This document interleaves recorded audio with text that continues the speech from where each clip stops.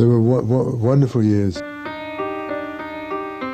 His political reign in Washington all started in 1961. He was an unendorsed candidate, this Newport blue blood, but he had a soft voice and a caring approach to the politics of the time.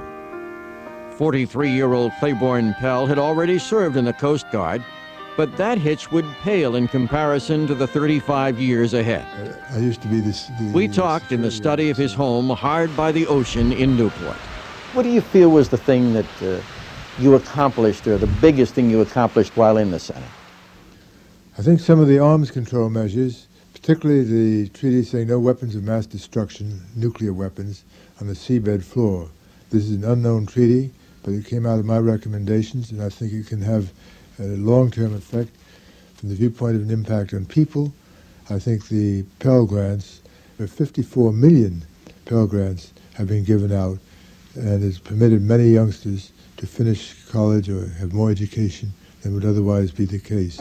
The senator sees the United Nations as the strength of the future. I think what we should recognize is that the United Nations is the principal battlefield of the present and the future. And in general, there's a great deal more that can be done by us to strengthen the United Nations. And he told me he can foresee the end of communist rule in Cuba soon, and made a prediction about the last of the communist giants, China.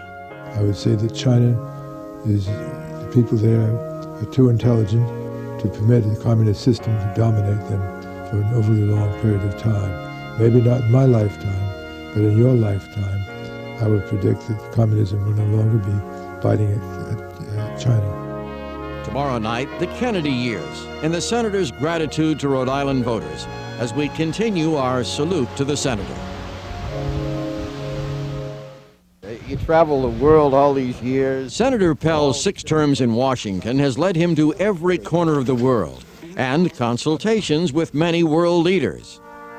He has been a friend and advisor on occasion to presidents of both parties. But he remembers most fondly his friendship with Massachusetts Senator and later President John F. Kennedy. So I remember when I heard of President Kennedy's death, I just sat in my room and frankly was very upset and crying, as did many people. And for 2 reasons. One, the personal relationship, and secondly, what it meant to Rhode Island, because President Kennedy loved Rhode Island. Then the big house at the end. He took me to a spot on the cliff walk overlooking a rock-strewn inlet where Kennedy the sailor once tried a docking approach. Well, he was on the bigger boat out in the harbor, and he sent a little boat in to pick my wife and me up. But as the little boat came up against these rocks, it bumped and made a little dent, and we decided it was not a good idea. But through the Kennedy years, and those with so many other colleagues and world leaders, the soft-spoken senator is still humble in expressing his gratitude for voter support. And I think that average 64% of the vote that they'd be nice enough to give me over these years makes me feel quite humble and thankful.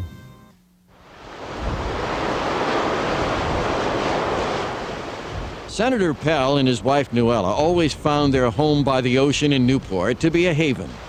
Mrs. Pell told me about the Newport she loves. Every time I go over that bridge, I take a deep breath. The Pell Bridge, I might add now. I take a deep breath and thank heavens I'm back. It's wonderful. And then when I come over the rise into this point here, it is such a glorious view, and I feel I'm really home.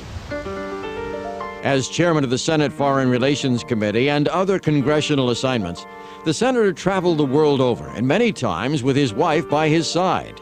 I asked Mrs. Pell if she considered the life of a senator's wife to be a burden. I don't think it's a burden to bear at all. I think I've been very lucky, and I mean that. I don't think it's a burden to bear. And after his work to establish the Pell Grants, fight the Red Menace in the Cold War, and establish a law of the sea, the senator told me how he would like to be remembered by historians. Well, I think that I was the one who helped blow the whistle on communism, because I used to believe and say publicly that communism was an unnatural system and was going to die of its own ineptitude. And that's just what happened. And I think that I would like to be known as the politician who who blew the whistle on communism.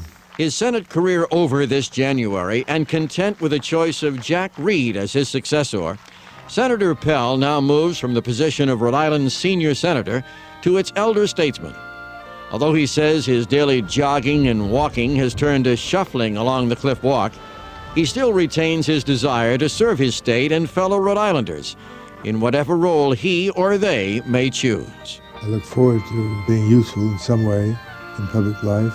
How, I've not yet figured out. Whether I intend to do a book, whether I try to be on some sort of commission. But I know I just want to be useful to my fellow citizens.